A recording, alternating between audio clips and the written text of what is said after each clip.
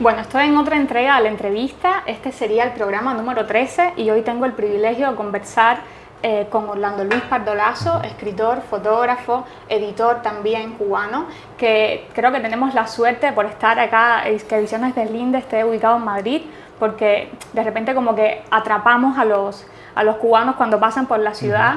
Y me encanta que Madrid se haya convertido, y sobre todo Ediciones Deslinde, en ese punto de encuentro. Bienvenido, Orlando Luis. Muchísimas gracias, un privilegio ser atrapado por las redes de Madrid. Es lindo siempre para los cubanos que andamos deslocalizados por todas partes del mundo, pues encontrarnos con cubanos y con proyectos que apuesten por esto, por recuperar una voz, por compartir ideas, visiones, por polémicas, etc. Muchas gracias por la invitación.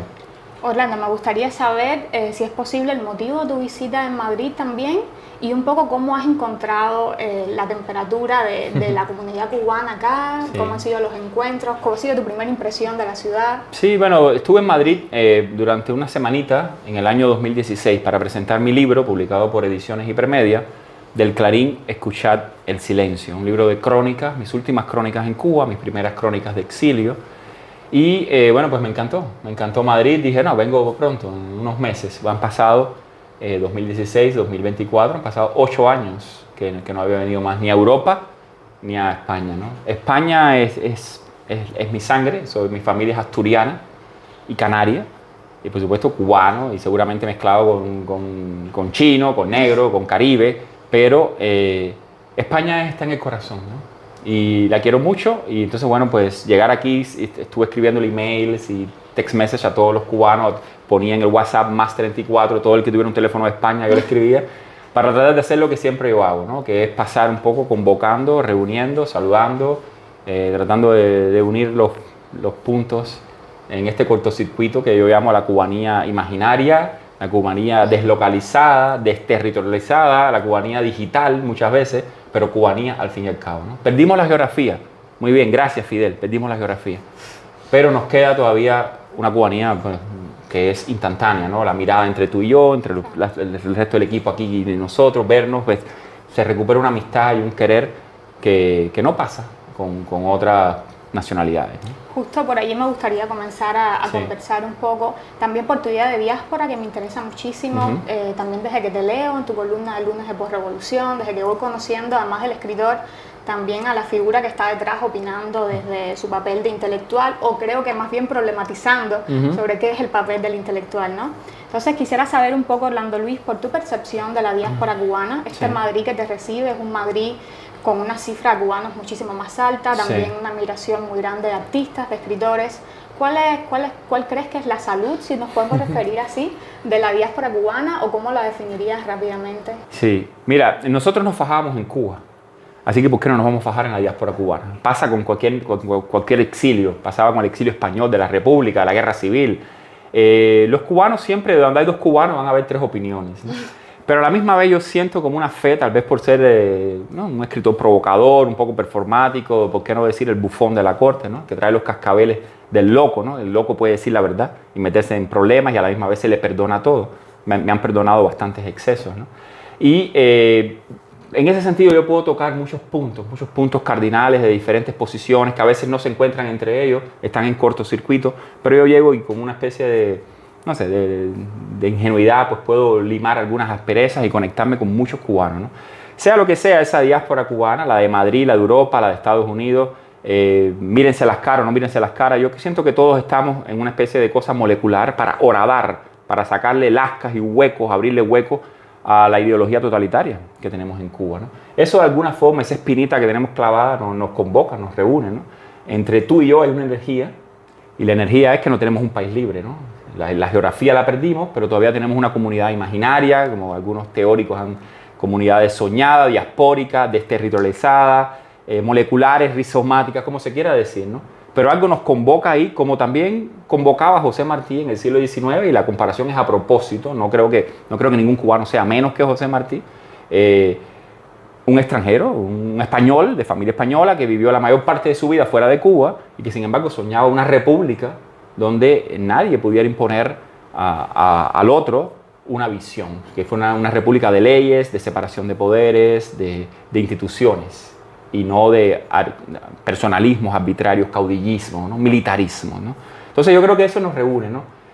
Sobre todo enfrentados a una visión de la revolución cubana, fíjate que digo revolución cubana, no dictadura, una visión de la revolución cubana que donde quiera que llegamos nos hablan de ella como la utopía, como los sueños de una justicia social que estaba bien en teoría, pero que tal vez en la práctica salió mal, y los cubanos tenemos que lidiar con eso, ¿no?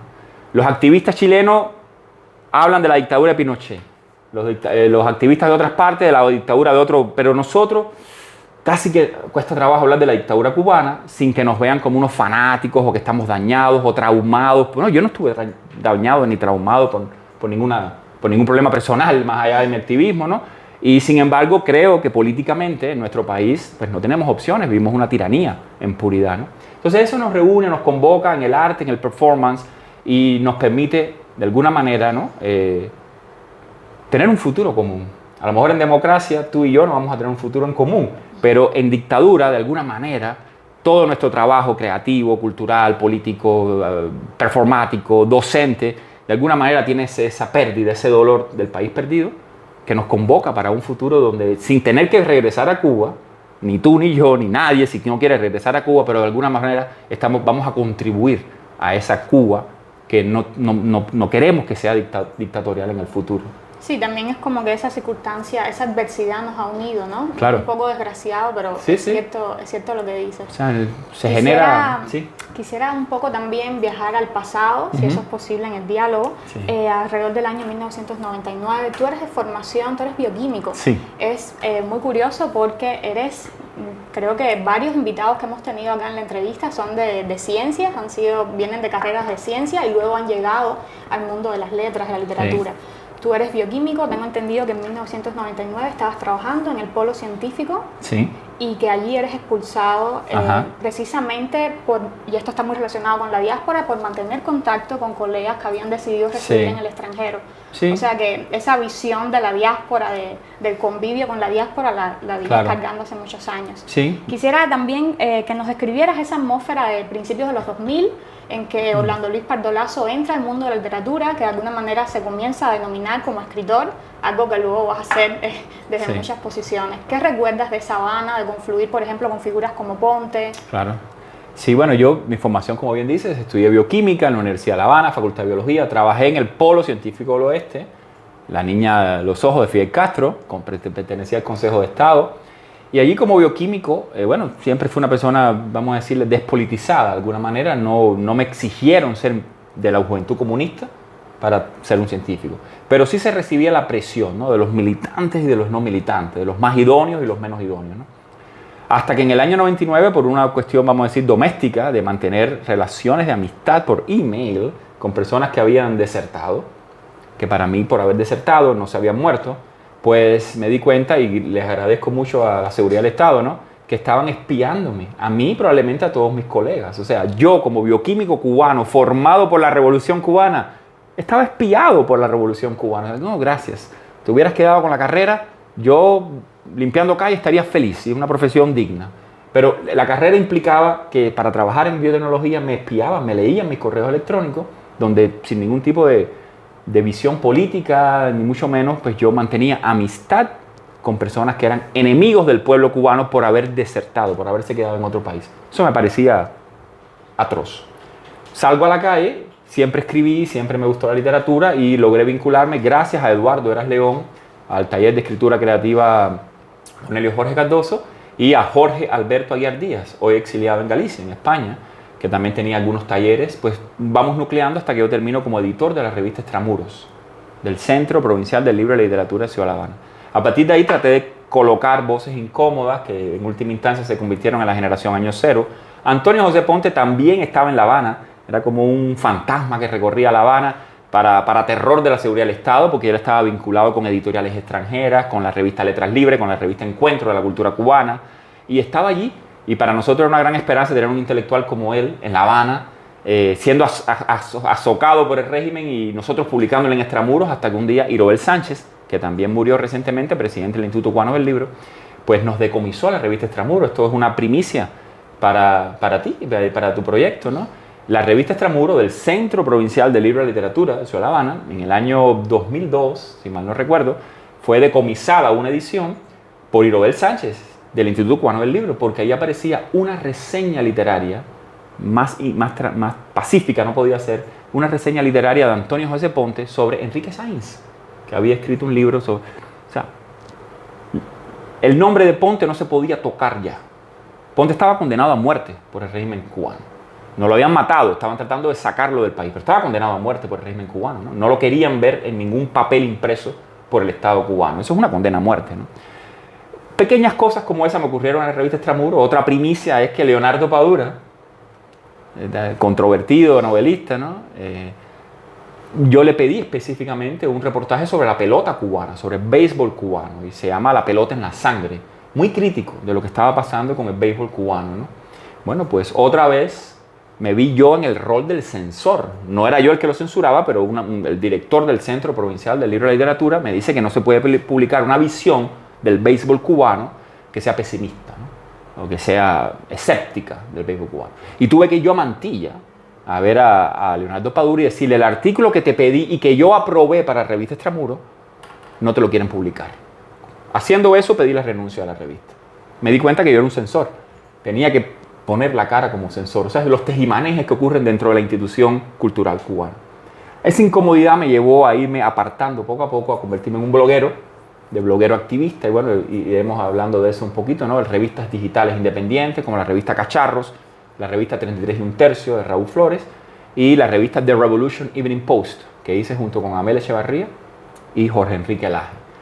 De alguna manera encontré más comodidad estando al margen de todo para poder expresarme libremente, ¿no? Porque cada vez que tocaba alguna institución, en bioquímica me dan una patada, en Extramuros soy yo el que tiene que ser el censor, y me di la patada yo mismo, no quiero estar aquí. Y pasó también como foto fija del Instituto Cubano de Cine. Yo trabajaba a veces como part-time, como trabajo parcial de fotógrafo. Y igual, por haber abierto un blog, etcétera, me dijeron: tú eliges, o publicas en tu blog o eres fotógrafo, ¿no? Y en última instancia pasó con Letras Cubanas, y que viene ahí la censura a mi libro Boring Home, ¿no? Sí, justo ahí me gustaría detenerme un poco, porque yo creo que hay sucesos clave, si vamos a ver la vida como el teatro, que han organizado la dramaturgia también del escritor que eres hoy. Y creo que el hecho de que se haya retirado tu libro de edición por Letras Cubanas, que de alguna manera fue una censura, o fue una censura del todo, estoy segura de que va a haber hecho un antes y un después en ti en cuanto a esta postura sobre la institución. Y creo que es algo modélico que pasa en Cuba, ¿no? Que uno intenta, sobre todo cuando se es joven, como lo eras tú, desde la rebeldía también de la creación, pulsar los límites hasta que el propio régimen se personaliza ahí como censor, ¿no? Entonces quisiera saber sobre la censura del libro. Y luego también cómo eso te llevó como a la blogósfera de alguna manera, saber tu experiencia como bloguero. Fue en paralelo, Elena, fue en paralelo. O sea, yo estaba colaborando con algunos sitios web, como Encuentro de la Cultura Cubana o Cuba Encuentro Digital. En aquel momento era diferente al actual. Estaba colaborando con Penúltimos Días, de Ernesto Hernández Busto, en Barcelona. Estaba colaborando con el blog Fogonero Emergente, de Jorge Alberto Ayar Díaz. Y eventualmente me creé mi propio blog, Lunes de Post-Revolución. Mientras tanto, el libro avanzaba en el proceso editorial. Recibí varias advertencias, algunas de ellas de Irobel Sánchez. Siempre viene lo que se ha dado en llamar la captura simbólica. Tú eres un escritor, tú no eres un periodista, tú no eres un disidente. No te metas en un territorio donde hay una pila de mediocres. Todos los periodistas independientes son mediocres para el Estado cubano. No te metas tú no eres experto político, no te metas en política. La política en Cuba es para los políticos. Y te van haciendo una serie de advertencias de las cuales muchos intelectuales cubanos entran en un juego de complicidades. Y es verdad, yo soy un narrador, yo soy un poeta, yo soy un ensayista, yo no tengo que hablar de esa cosa mundana que es la realidad social política de mi país. Entonces, ¿qué cosa menos revolucionaria y menos socialista que eso? O sea, la intelectualidad cubana no quiere ser la conciencia crítica de la sociedad, quiere dejar eso en manos del Estado. Eso se me ofreció a mí, ¿no? Yo simplemente no escuché, no supe escuchar a tiempo. Y cuando llega la feria del libro, o sea, me daba mucho placer publicar en blogs, me daba mucho placer que me leyeran en Nueva York y en Madrid, ¿no? Me daba más placer eso que publicar en Cuba. era xenofílico, si se quiere, ¿no? Y cuando llega la Feria del Libro de febrero del año 2009, la Feria del Libro dedicada a Chile, pues el libro que estaba prometido para eso, ya había ocurrido un proceso que me habían sacado el libro de imprenta. Rogelio Riverón podrá dar testimonio seguramente contradictorio de esta visión. Irobel Sánchez también, pero ya falleció. Y el libro lo sacan de la imprenta, ya con portada, con todo. El libro no estaba censurado. Tenía 2 o 3 momentos críticos, pero el libro no estaba censurado. Y bueno, se ha narrado como que el libro fue censurado por su contenido. No fue censurado por su contenido. Se ha dicho que Boring Home era un libro anticastrista. No, el autor era anticastrista, el libro no era anticastrista. No sé si era posible escribir un libro anticastrista. Llegamos a la Feria del Libro del año 2009 y yo decido ir a la feria de todas formas y hacer una presentación simbólica en digital con algunas copias impresas e invito a presentarlo a la bloguera cubana Giovanni Sánchez. No encontré ningún escritor cubano que quisiera presentar mi libro, lo digo también primicia. Ningún escritor cubano, tú que me estás viendo ahora, quiso presentar mi libro en la Feria del Libro. Algunos no se enteraron, etcétera, pero todos los que yo se lo propuse no quisieron presentarlo. Presentar un libro de manera independiente en Cuba, no gracias. Entonces, Giovanni Sánchez, bueno, que es una muchacha filóloga, etcétera, asumió ese rol. Por supuesto, eso trajo una carga política. Se me dijo que había cruzado una raya. Tuve una entrevista de 6 horas con la seguridad del Estado. Podemos entrar en detalle después. Se me amenazó con una violación en la estación de policía. Y a partir de ahí, bueno, pues ya fue indetenible esa pelota de nieve del disidente, el bloguero, el activista, y se empezó a olvidar un poco el escritor, el creador, el creador Orlando Luis Pardo Lazo, ¿no? Pero a la misma vez gané una gran audiencia. Mi consejo para las personas que están dentro de Cuba, métanse en problemas, háganse censurar, se gana una audiencia, se gana un espacio que podemos habitar y reforestar con los contenidos que tú quieras reforestarlo. Una novela cursi, una novela rosa, una novela política, un realismo sucio. Habita ese espacio con lo que tú quieras, que vas a tener una audiencia deslocalizada, desterritorializada, digital, imaginaria. Me escribieron personas de Australia, te lo digo sinceramente, ¿no? Entonces, bueno, fue una ganancia. La pérdida, que me convertí en una no persona civil. La pérdida que varias veces fui arrestado por la seguridad del Estado, ¿no? La pérdida que yo tenía pesadillas por la noche. La pérdida de cuando frenaba un carro en mi calle, en FON 125, en Lawton, a las 2 de la mañana, que yo estaba conectado pirata, pues yo tenía frío en el pecho. Se llama cobardía, ¿no? Tenía frío en el pecho porque este es el arresto. Me van a arrestar hoy a las 2 de la mañana. Y me daba miedo. Entonces sí, hubo un impacto psicológico en mí, ¿no? Pero a las 6 de la mañana, cuando se había publicado la columna en Diario de Cuba, yo estaba feliz. Una columna donde critico a Eduardo de Llano. Una columna donde critico a Fidel Castro. Eso me daba mucho placer, recuperar una voz donde yo podía poner ahí no solamente mis ideas, sino también las ideas que yo oía alrededor mío, ¿no? Lo que los vecinos no se atrevían a decir, yo lo podía decir. Entonces yo gané un espacio de expresión y pagué un precio, pero gané algo. Entonces yo les recomiendo a los intelectuales cubanos, ganen ese espacio de expresión, ¿no? Ganen esa cuota de visibilidad que les robamos a la narrativa oficial anquilosada del Estado. Es un poco, me recordaste esto que decía Reinaldo Arenas, de que él escribía por venganza. Le hacían esta pregunta pensando que iba a tener una respuesta trascendental y él decía no, por venganza. Por venganza. O sea, él creía que la venganza era una fuerza movilizadora para el escritor. Sí, bueno, Reinaldo es una de las grandes inspiraciones mías. No voy a decir lo mismo que él, ¿no? Trataré de desmarcarme, pero hay algo, yo siempre decía, bueno, no sé, el perseguidor, ¿no? Como que yo sentía más placer en poner a los voceros del régimen, y hay muchísimos académicos de todo tipo, ¿no? A la reactiva.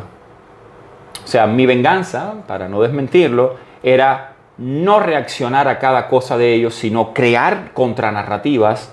El argentino Ricardo Piglia hablaba de la ficción del autor enfrentada a la ficción del Estado, el autor político, ¿no? El Rodolfo Walsh, que mató una dictadura de derecha en Argentina, ¿no? Esa ficción que yo creaba, que yo lanzaba, muchas veces desde la crónica, desde el espacio que yo usurpaba las funciones del periodismo y lo ocupaba yo, pues el Estado yo veía reacciones a veces. Tenían que mentir, tenían que crear contranarrativas, tenían que atacarme como ser humano, mi corporalidad incluso, mi físico.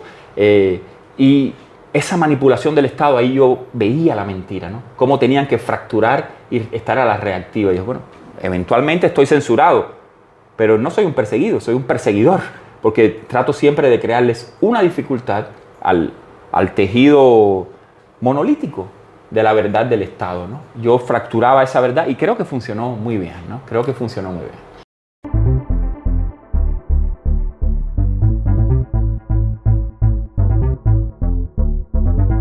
Orlando Luis, algo que he intentado que esté presente en este tipo de diálogos no es solo referirnos a la diáspora o crear lazos entre ellos, sino también a los intelectuales, a los artistas, a quienes continúan en Cuba, que sabemos que el panorama es desolador desde el punto de vista creacional. Y ya tú has dado algunos consejos, esto mismo de ocupar el espacio. ¿Crees que se pueda generar, pensando un poco en la historia de Cuba, que en momentos de mucha escasez han sido momentos para el arte, para el teatro, para la performance, han sido momentos muy interesantes? ¿Crees que se puede generar una nueva generación cero, que hay algo gestándose a nivel literario? Siempre ocurre algo nuevo, siempre es como un milagro, ¿no? Ahora, no podemos negar una cosa, generación tras generación, mi cuerpo es una prueba de eso, nos estamos yendo, ¿no? Empezamos hablando de todos se van, ¿no? Te hacen la vida irrespirable, te hacen la vida, llega un momento en que no es vida, ¿no? En que no es vida ni para ti, ni para tu familia, ni para tus amigos, ni para tu amor. Entonces hay un momento en que generación tras generación ese proceso se está acelerando. Yo creo que muchas veces está asociado ya. Tú eres una voz crítica, tú eres una voz inconforme e inmediatamente tú quieres estar localizado fuera de Cuba. Pero los que no son voces críticas, los que no tienen conciencia civil, también. El muchachito que usa el Facebook para buscarse una novia o un novio y salir de Cuba, también. O sea, los vectores en este momento, yo creo que no queda duda, los datos estadísticos del gobierno cubano dicen que estamos en estampida. A mí me da esperanza esa estampida del pueblo cubano, ¿no? Estamos dejando solo al régimen con unos súbditos que le faltan manos para la gobernabilidad. El régimen necesita ministros eficaces, necesita ejecutores de políticas eficaces, necesita personas atractivas que quieren narrativas y que la gente pueda seguir. Eso no creo que esté ocurriendo, ¿no? El régimen tiene una continuidad de hombres y mujeres apagados, grises, que no son capaces de hablar por sí mismos. Agotados también. Agotados, destruidos por el régimen. Tuvimos un vicepresidente que se llamó Carlos Laje. ¿Está vivo? La respuesta es sí. ¿Está escribiendo sus memorias Carlos Laje? La respuesta es no creo. Puede viajar al extranjero por motivos familiares, humanitarios, por un problema. Carlos Laje, yo creo que Carlos Laje es un rehén. Puede dar una entrevista a tu proyecto, tú en La Habana o alguien que trabaje con ustedes en La Habana y hablar un poquito de su vida, de su experiencia como cuadro político y hablar de la Revolución Cubana. Carlos Laje no puede hablar de la Revolución Cubana. Esa imposibilidad de los revolucionarios de hablar de la Revolución Cubana, bueno, pues demuestra la naturaleza totalitaria del régimen, ¿no? Sé que solidaridad con Carlos Laje y de ahí para abajo, solidaridad con todos los presos políticos. O sea, el régimen es una trampa, es una trampa cazamoscas y todos estamos ahí atrapados. Como disidente, como activista, como creador independiente, yo sentía que yo saltaba y lograba despegarme de esa trampa cazamoscas hasta que vuelves a quedar pegado, hasta que te llaman por teléfono a las 3 de la mañana, ofenden a tu madre directamente, la amenazan a ella cuando se dan cuenta que no pueden amenazarte a ti, rompen las relaciones con los amigos, culpa de los amigos también, porque a mí me chantajearon muchas veces para que rompiera relaciones con amigos y si me estás chantajeando tú como policía político para que yo rompa con una persona incluso mala, esa persona mala ganó mi amistad, porque lo que yo no podía aceptar nunca era el chantaje de la policía política, ¿no? Pero mucha gente lo acepta. Se quedan con un pedacito de algo que dijiste, con una foto, con algo para ir rompiendo. Y se provoca lo que Dagoberto Valdés llama la soledad moral, ¿no? Del intelectual en Cuba. Usted está solo en Cuba. Y usted está en el rol del loco, en el rol del bufón, en el rol del mercenario. Y es como si la narrativa del Estado fuera útil para todo el pueblo cubano cuando quiere apartarte. Yo siempre traté en Cuba, yo descubrí una solidaridad nueva. Me acerqué a personas a las que nunca me hubiera acercado. Me acerqué al movimiento Rastafari, que no lo conocía. Conocí cómo eran víctimas, cómo eran chantajeados, cómo eran llevados a la cárcel, cómo se discriminaba por ser negros cubanos, cómo el Estado los discriminaba. Entonces yo descubrí Cuba gracias a la represión donde el Estado te impedía acercarte a determinados fenómenos y yo me acercaba como actor creativo y descubrí un país que amé mucho más. Tú decías para un medio también en una entrevista que tú habías elegido a las personas sobre la obra, Sí. y eso yo creo que es una decisión crucial para romper también un poco con la dinámica del régimen, porque ellos tienen esta elección de que o no participas en lo político y haces una obra como escritor, alimentas tu ego, o de alguna manera lo haces y te excluimos y eres borrado de los libros, y yo creo que tú elegiste a las personas, ¿no? Y voy a... ¿Te puedo añadir una cosita ahí? Sí, sí, claro. Creo que la memoria histórica ya no pertenece al Estado. El Archivo Nacional se le puede dar candela ahora mismo. Ay, Dios mío, no publiquen esto, Orlando. Se le puede dar candela al Archivo Nacional. Hay muchísimas cosas que están funcionando con la memoria digital. Cada cual se está narrando a sí mismo. Los canales de autoexpresión. Esto es un canal de televisión donde estamos hablando ahora. He venido a Madrid a hablar con la televisión española. No, yo quiero hablar contigo, con este proyecto. Y los canales hacen tan porosas las narrativas que no se necesita para ser canonizado. No necesitamos las instituciones Estado cubano. Editorial Letras Cubanas, ese papel, impriman libros para niños, para aprender a leer y escribir, lo que ustedes quieran. No necesitamos los libros del Estado cubano. Y yo diría más, no necesitamos un Ministerio de Cultura en la Cuba democrática. La cultura no se genera por el Estado cubano. El Estado cubano puede ayudar a atesorarla, a fomentarla, a pagarle dinero al que crea cultura, una cultura que va a ser contra el Estado cubano, y el Estado cubano tiene el deber de sufragar una cultura contra el Estado cubano, porque tú no la generas. Entonces, de lo contrario, no te metas en eso. O sea, la cultura, como la economía, como la riqueza, como la educación, no depende del Estado. El Estado cubano no crea educación, no crea humanidad siquiera. Debe administrarla y debe administrarla a nombre del pueblo cubano, y para eso hacen falta elecciones, para yo poder nombrar a los representantes que yo quisiera que administraran lo que yo creo: dinero, educación, cultura, matemática, proyectos audiovisuales, lo que sea, ¿no? Creado por el ciudadano.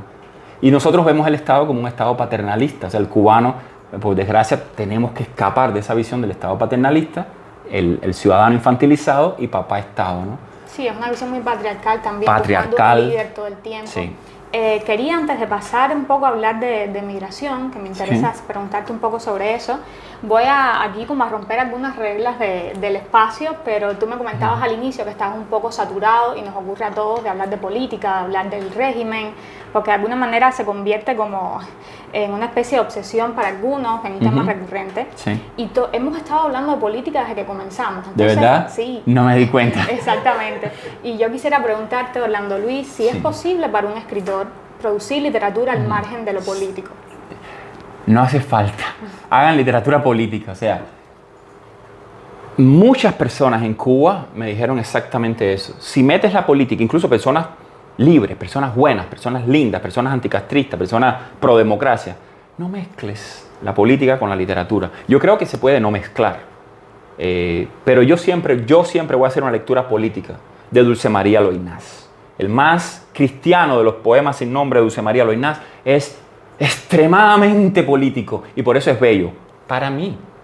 Tú lo puedes leer desde otro agenciamiento, desde otras referencias teóricas, etc. O sea, yo leo políticamente. Si me pides que no viva políticamente, básicamente me estás pidiendo la vida, ¿no? Me estás pidiendo que no exista, que no viva. Entonces, yo creo que he logrado en mis libros, espantado de todo, me refugio en Trump.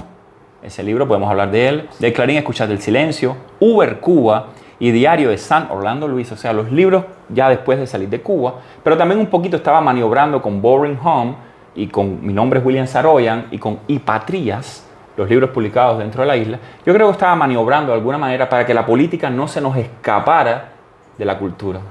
Para mí la política es cultura. Lo que pasa es que la política en Cuba es terror, horror.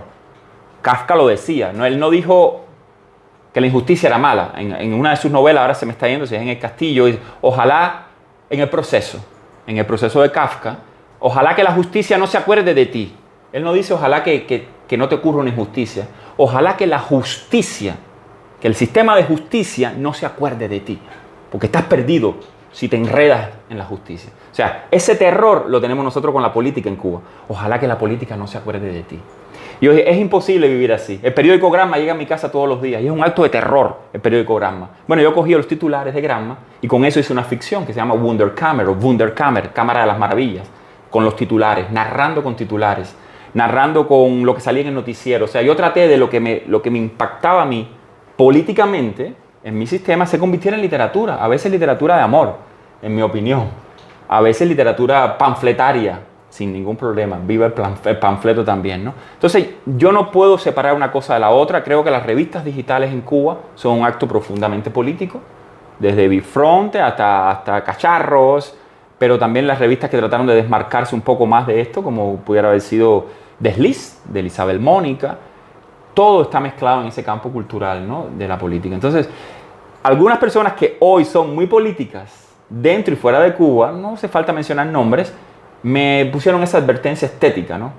El escritor que mezcla política con su literatura, cuando pasa el contexto histórico, pues va a desaparecer tu literatura, se va a volatilizar con la política. Es posible, pero la lógica bloguera también era un poco la lógica de lo efímero. Publicar mucho, publicar instantáneamente, perder el rostro todos los días. Lo decía Michel Foucault, no me pidan que permanezca como un paranoico diciendo la efeméride permanentemente. Yo voy cambiando todos los días. Entonces, de eso hice una estética, en mi opinión, ¿no?, que me ha fascinado, que me gustó trabajar en ella durante un número de años, ¿no? Y provoca, bueno, sí, un cierto delirio esquizoide, ¿no? Pero no fui yo el que inventó la palabra esquizocapitalismo y etcétera. O sea, como que me apropié de esas coordenadas y les recomiendo yo como autor a los escritores que contaminen de política su literatura, pero hay que ver cómo lo vas a hacer. Suerte con eso, ¿no? No es fácil contaminar de política la literatura. Ahora que te refieres a la esquizopolítica y ¿Sí? a denominaciones que yo creo que me recuerdan a posmodernismo, yo quería como meterme en esta discusión estética contigo. Yo creo que tú eres escrituralmente uno de los escritores cubanos que en su estilo más posmoderno, me parece. No sé si te sientes cómodo con esa denominación, pero desde la cita te estás burlando todo el tiempo, que es algo que yo agradezco mucho, de la figura del intelectual, del escritor. Hay como un problematizar sobre eso, un burlarte de ti mismo. El remix, la copia, la hipercopia de alguna manera. Quería saber un poco si sientes que el tema Cuba en tu estilo, en tu obra literaria, se va a extinguir en algún momento en esta mutación que también es la migración. Y también preguntarte un poco por tu proceso migratorio. O sea, ¿crees que en esa metamorfosis que es en convertirse, salir como escritor al mundo, se pierde el tema Cuba, hay que desdibujarlo? La materia prima sufre. Sí, es una advertencia que hay que hacer. La materia prima sufre, ¿no? Yo iba caminando por una calle, pasaba por una iglesia de esta de culto evangélica, asambleas de Dios, oía a un joven gritando, caer en trance, y escribí una crónica y tenía como una savia vital, ¿no? Aunque estuviera haciendo una parodia o no, pero había una savia vital de la realidad impactando en la escritura, ¿no? Mi escritura, yo siento que tenía una característica material también en ese sentido. Eso se pierde. Yo paso por Nueva York, por Washington Heights, y veo un dominicano en la misma iglesia, asambleas de Dios, cayendo en trance ante el pastor, y no me pasa lo mismo, ¿no? En mi cuerpo, no se marca igual. Y mi blog, yo tenía un fotoblog que he dejado de publicarlo, ¿no? Una foto tomada en Madrid, que he tomado muchas, no me da la misma coordenada narrativa política de una esquina de La Habana con una pequeña grieta o con un pequeño esplendor, ¿no? Esplendor o ruina. O sea, yo he perdido parte de la materia prima, ¿no? Trato de mantenerla viva, no con la nostalgia, pero sí me interesa mucho trabajar la narrativa de cubanos. Estoy escribiendo un libro de relatos que ocurren en Nueva York, porque estoy viviendo ahora en Nueva York. Y son relatos de personas cubanas que se van a encontrar en Nueva York por diferentes motivos. Creo que no va a ser un libro realista, como todo lo que hago no va a ser realista, pero la realidad lo atraviesa, ¿no? Y creo que es un libro hermoso, un libro más ecuánime, más de encontrarnos de nuevo entre diferentes, ¿no? Pero sí, tengo miedo de que la palabra Cuba... Pero ahora, lo que sí te puedo decir, tú me cambias a mí por la trilogía de Nueva York, de Paul Auster, y yo prefiero ser Orlando Luis Pardo Lazo antes que Paul Auster. Prefiero ser Orlando Luis Pardo Lazo antes que Paul Auster. Este es el título de la entrevista ¿qué? Porque no necesito contar la gran historia humana, universal, que tenga un valor universal, estético, y que me lleve a un premio importante, Pulitzer o lo que sea. No, yo necesito hablar de esa pequeña experiencia personal mía, mezclada con Cuba, con las diferentes etapas de Cuba que yo viví. Tal vez esto tiene que ver con que fui muy feliz en Cuba, como nunca he sido feliz fuera de Cuba, ¿no? Fui feliz en la infancia, fui feliz de adolescente, fui feliz de joven, y después me fui amargando un poco como profesional Cuando era bioquímico, ahí cae una etapa medio amargada, pero cuando llega la disidencia, el activismo, la represión, las detenciones, porque no fueron cárceles, el agobio de los amigos, que algunos nos hemos reencontrado hoy, me daba felicidad. Es decir, yo le puedo dar un ejemplo a estas personas de valor, le puedo dar un ejemplo a estas personas de que echen para adelante, de que no se rindan, de que se animen, de que se amen, de que hagan el amor dentro de las alambradas, ¿entiendes? Y esa belleza política, porque no es otra cosa que política, se pierde un poquito o se dispersa un poquito con lo que hablamos al inicio de la deslocalización. A veces me siento profundamente solo en Nueva York, aunque en Nueva York hay muchos cubanos, ¿no? Y ciertamente en estas 2 semanas que voy a estar en Madrid me voy a sentir profundamente solo, aunque a la misma vez tenemos estas conexiones que estamos haciendo y estos diálogos, ¿no? En Cuba me costaba trabajo sentirme solo. Era como que había una energía que extendía mi cuerpo y que tocaba todos los estamentos de la sociedad. Te repito, sobre todo cuando comencé a ser un comunicador social. Empecé a tocar el país de una manera prodigiosa y titánica. Ay, Dios mío, está enloquecido, ¿no? Pero era así un poco, ¿no? Como que yo creo que le pasó a muchas personas. Le pasaba a los grupos de punk rock como Porno para Ricardo. Le pasaba a los grafiteros como El Sexto, en la soledad de la noche, grafiteando su nombre. Él sentía que eso no estaba solo. Eso se estaba irradiando por todo el país y había una foto y se iba... Le pasaba a Claudia Cadelo con su blog Octavo Cerco. Giovanni Sánchez tiene que haberse sentido muy acompañada en la soledad de su noche. Y así le pasó a muchas personas, ¿no? Lía Villares. Y entonces... ese acompañamiento, que significa el nicho geográfico, lo hemos perdido. No nos vamos a rendir, pero hemos perdido, el castrismo ganó eso, ¿no? Nos ha desvinculado del tejido social que tenemos que reconstruir un poquito ahora, ¿no? Sí, ahí surge esto que hablabas al inicio, de esta Cuba distópica, nueva, imaginaria de alguna manera, de la que todo el tiempo estamos construyendo aquí también en la entrevista. Quisiera hablar un poco, hablando de soledades, de la escritura, que es un ejercicio tan ligado a la soledad. Orlando Luis, tú eres un escritor extremadamente prolífico y quisiera hacerte esta pregunta un poco espinosa sobre la calidad y la cantidad. ¿Crees que la cantidad de libros que tienes atentan contra la calidad de cada uno como proceso? Ojalá. ¿Dirías alguno? Ojalá que la calidad haya atentado contra la calidad, ¿no? Porque me daría pena, ¿no? Decir que los libros tienen una calidad, yo voy de calidad en calidad, proceso de calidad, ¿no? No, ojalá que los libros hayan atentado contra la calidad, ¿no? Lo dudo. Lo dudo porque es que la cantidad y la vorágine es la calidad. En mi caso, es lo que yo siento que es la calidad. Otro crítico, un crítico literario, pues puede negar eso. Y sin ningún problema, amigo o amiga mía, ¿no? Ojalá escriban más en contra mía. En Cuba me costaba trabajo encontrar un crítico literario que escribiera en contra mía, porque lo que no se podía era escribir sobre mí. Claro. Sospechoso, ¿no? Pero ¿por qué digo lo de la cantidad? Conozco muchos escritores cubanos paralizados. Algunos dentro de Cuba, otros fuera de Cuba, están construyendo las grandes obras, las grandes catedrales en el vacío, las grandes catedrales en el futuro que están construyendo y yo no quiero eso. Yo quiero esta noche hablar de esta entrevista. Tal vez no lo haga, ¿no? Pero quisiera poderlo hacer. Y si lo hago, bueno, pues eso puede tener una salida inmediata para una página web, pero tal vez se puede acumular como una nota para cuando yo escriba mi novela de mi diáspora, ¿no? Mi novela autobiográfica, cuando yo escriba mi propia biografía, que seguramente la voy a hacer yo antes que los necrófagos la hago yo primero, ¿no? Entonces, como que yo quiero escribir de ti ya, ¿entiendes? Ya hay una conexión contigo, hay una conexión con la editorial de Slinde. Yo quiero meterme ahora en esto también y dar un toque ahí, ¿no? Y lo voy a hacer no desde la objetividad, sino desde la subjetividad. Y la subjetividad mía está viva. Mientras yo esté vivo, el estilo mío está vivo. Mientras yo esté vivo, la calidad mía está viva. Y si no es calidad, pues la descalidad mía está viva, perfecto, ¿no? Pero yo asocio eso, ¿no? Carpentier decía que el estilo es el hombre. Bueno, pues si el estilo es el hombre, pues la calidad es el hombre. En mi caso, la calidad soy yo. Y entonces soy como autocanónico, veo belleza cuando me meto en cualquier tema, encuentro algo que pongo patas arriba a algo. ¿Cómo va a trascender eso dentro de 50 años? Pues tal vez no trascienda, ¿no? Es como decir, los escritores, ¿cuántos escritores conocemos de finales del siglo XIX? Los especialistas dirán 10, pero yo dudo que en Cuba haya 10 personas nada más escribiendo, o sea, se han borrado. Claro, yo estaría feliz con ese borrón, que me borren, pero no se confíen, porque cada vez es más difícil borrar a un escritor. Cada vez en el internet el olvido no existe. Sí, y yo creo...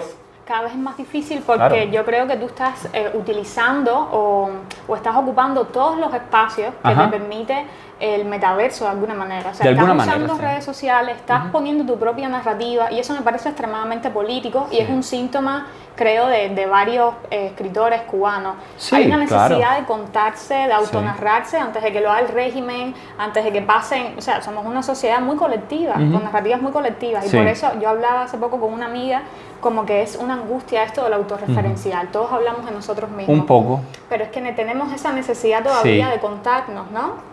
Yo creo que dentro del autorreferencial, que para mí era una de las claves, ¿no?, de la creación, he ido como que descubriéndome a mí mismo que cada vez interesa menos hablar de mí mismo, ¿no? Como que ya he hablado lo suficiente y ahora, por ejemplo, con las cosas que estoy haciendo, yo siento que está la referencialidad desplazada un poquito. Claro. Podría ser, no lo sé, ¿no? Es una evolución como escritor, ¿no? Lo que no se ha muerto es el fuego, o sea, la naturaleza del sol es irradiar luz. Me han dicho narcisista, arrogante, egocéntrico, puede ser, asumo todas esas características, ¿no? Pero yo no me lo planteo como eso, ni siquiera es un performance de un narcisista, es la naturaleza del sol, irradiar escritura. Entonces como que yo no estoy apagando en el universo cuántos soles hay en el universo, yo no estoy apagando a nadie, ¿no? Leonardo Padura sigue irradiando literatura también y yo irradio la mía, ¿no? Entonces como que esa naturaleza me parece que no se le hace un daño a nadie si yo creo esa distorsión en el espacio cultural cubano con mi escritura, ¿no? Esa distorsión tú la puedes ignorar, a menos que estés haciendo una compilación de las escrituras y que estés narrando una etapa histórica. Y si ahí me excluyes, muy bien también que me excluyan, pero es un déficit de tu lectura. O sea, que yo creo que los escritores, los intelectuales, tenemos que estar atentos a lo que está pasando. Y ahora mismo están pasando muchas cosas, ¿no?, que a mí se me escapan. A mí se me escapan, no logro leer bien esos huecos. O sea, es un proceso de prestar atención, ¿va? Ahora terminamos en el Liceo Diego diciendo como que, bueno, la escritura nos obliga a prestar atención, a estar presentes en algo. Y eso lo encuentro fascinante y lo encuentro hasta erótico a veces, ¿no? Estar presente. Sin embargo, yo he leído que sobre todo la política editorial se inclina cada vez más por los autores, por los textos políticamente correctos. Sí. Hasta acá en Europa sucede mucho eso, Sí. ¿no? Y tiene mucho que ver con los activismos, con que hemos ganado conciencia en temas como el género. ¿Crees que, qué papel crees que está jugando la rebeldía, la irreverencia en un escritor hoy en día? ¿Es posible todavía ser un irreverente? Bueno, hay quien dice que en libertad, ¿sabes?, nada importa tanto, ¿no? El escandalito de Eberto Padilla, en una reunioncita, una noche de abril de un año, se convirtió en el gran affair Padilla, ¿no? Hoy por hoy, todos los días ocurre un caso Padilla y no tiene ninguna importancia. En Cuba incluso, vaya. Hay reuniones y polémicas y cosas más importantes que el caso Padilla, pero ¿quién desplaza a ese monstruo hegemónico, canónico ahí, que es el caso Padilla, la parametrización de los intelectuales? Terrible, terrible era el castrismo en aquella época.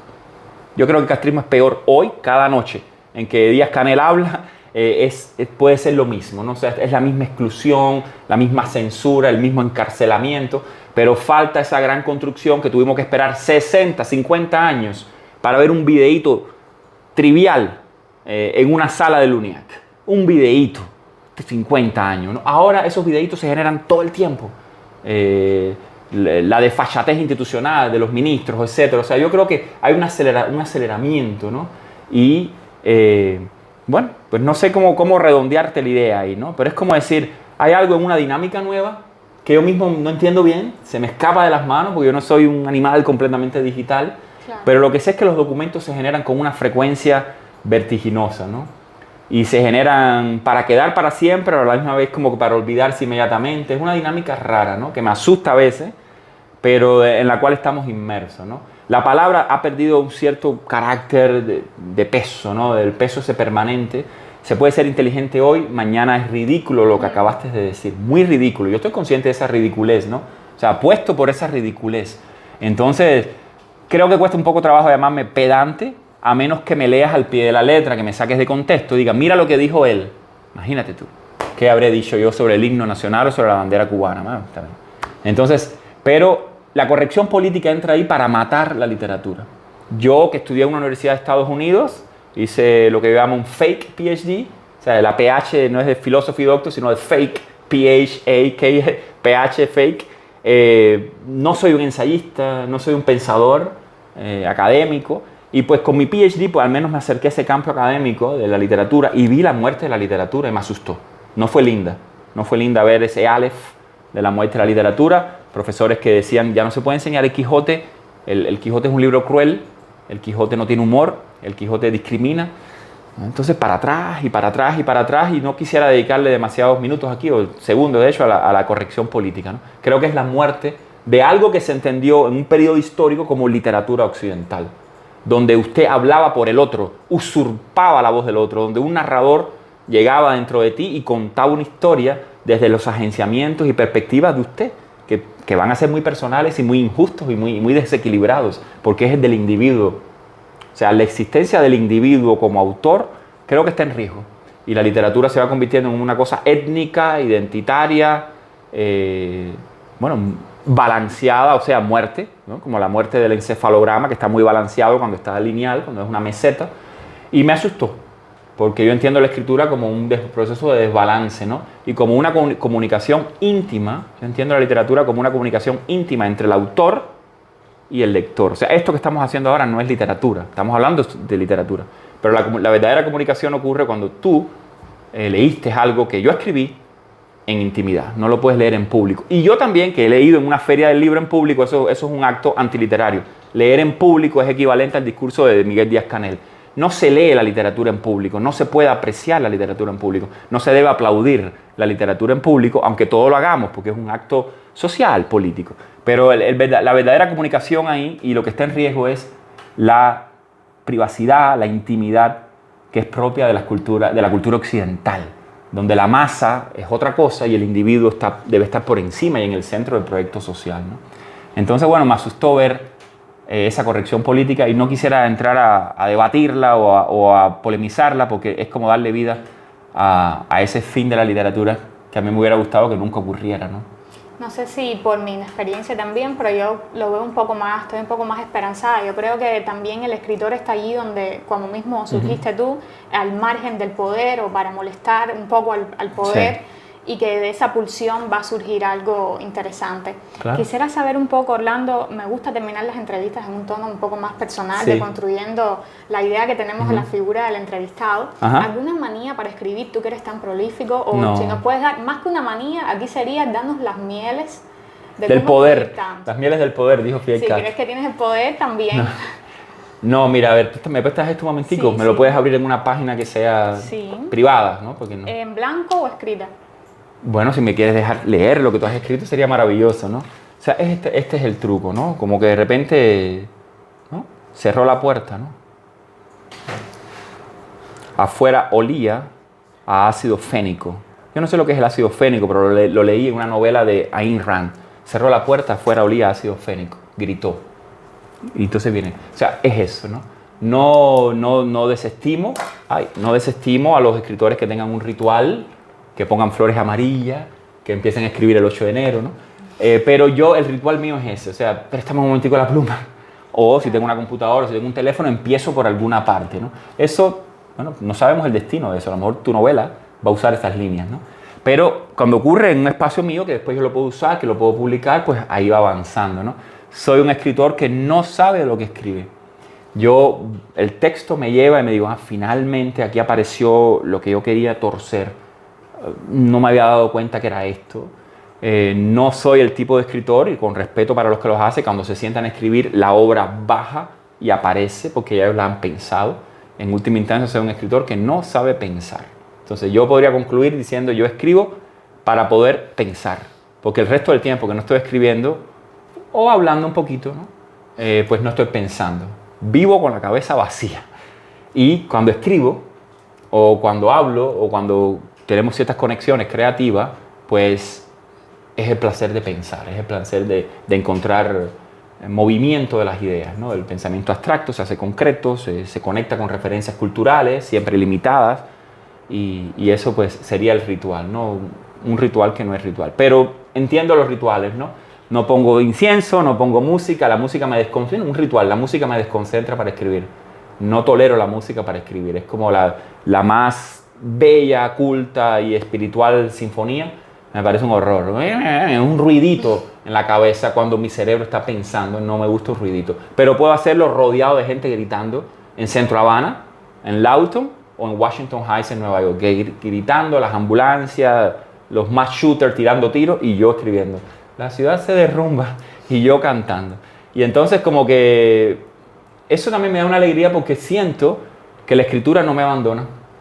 Entonces, mis colegas escritores todos están bloqueados pensando en la gran obra y a mí la escritura no me abandona. O sea, tú quieres que te haga una página, te da una página para ver si te desbloqueas, ¿no? No me abandona. Y eso me da como una certeza. Y también, bueno, con esto cierro, ¿no? Como un pronóstico. Es como decir, el día que la escritura me abandona es el día en que mi vida va a terminar. O sea, cuando yo sienta, Reinaldo Arenas se quejaba, ¿no? De cuando perdía la atracción de los cuerpos, él estaba muy enfermo, su cuerpo estaba muy deteriorado por el HIV.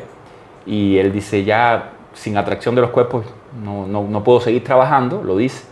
Y no puedo seguir amando, no puedo seguir viviendo una vida sexual y no quiero seguir viviendo. Bueno, yo siento que cuando la escritura me abandone, cuando yo diga lo que quiero es vivir, pues realmente es el fin de mi vida, ¿no? Yo no quiero vivir, yo quiero vivir escribiendo, vivir contando, vivir conectándome a través de esa maravilla que es el español, que me parece que es el lenguaje más hermoso del mundo. Bueno, Orlando Luis, además de ser un escritor muy prolífico, yo creo que es un productor de imágenes o un conversador muy cinematográfico, así que con esa imagen de él escribiendo entre los shooters, entre las balas, me encantaría cerrar esta entrevista y esta conversación que a mí se me ha ido volando y ojalá que ustedes también. Muchísimas gracias. Gracias, Elena, un placer y gracias al proyecto por este espacio que tiene varias entrevistas y que nos hemos ido reencontrando acá. Muchas gracias. Gracias a ti.